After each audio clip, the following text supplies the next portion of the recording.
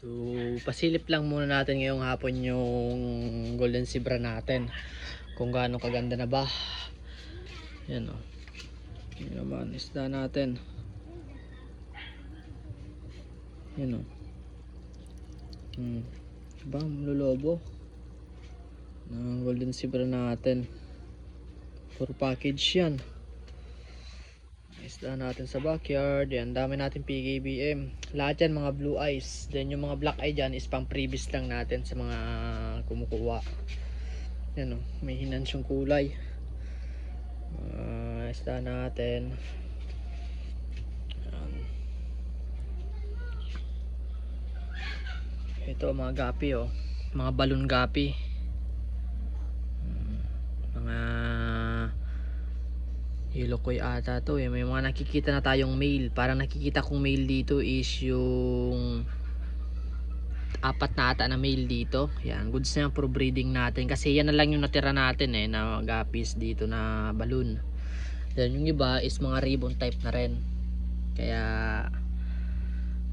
kailangan natin na mga guppy para sa mga solid na supporter natin na ipamimigay natin kapag umabot tayo ng 1k followers. Yan, yung nabigyan niya natin dun sa papili natin eh, hindi pa natin napapadala kila Hans. Tapos yung isa kay Vladimir ata yun eh, ship na lang natin yun kapag ayos na yung sa Pulilan, yan sa Bulacan. Kasi mahirap na kung ma-stock yung padala natin sa hub gaya nung isang pinadala natin. Buti nga buhay yung pinadala natin eh. Good news pala, yung pinadala natin galing Taguig, umabot ng 2 weeks. Hanip na yan, Luzon to Luzon, umabot ng 2 weeks. Kasi magpapasko nun eh nang pinadala ko. Kaya ngayon January na lang tayo magpapadala para hindi na ma-stock sa hub. Ano, ito naman mga stock natin dito, mga PKBM natin, mga nagaganda ng PKBM. Yan, dami natin price sa PKBM.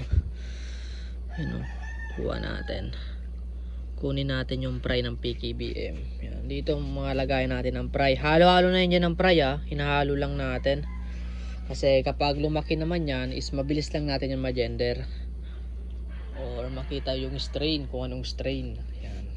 Kasi kaunti lang yung hawak natin dito ng strain. Yan, ganitong kadami yung tanks natin. Pero yung strain na hawak natin is kaunti lang. 4 na strain lang yung hawak natin. Flat gold, PKBM, golden zebra, then PKBM red IGBT, yan lang. 4 na strain lang yung hawak natin. Pero yung lagayan natin, tingnan nyo naman kung gaano kadami oh.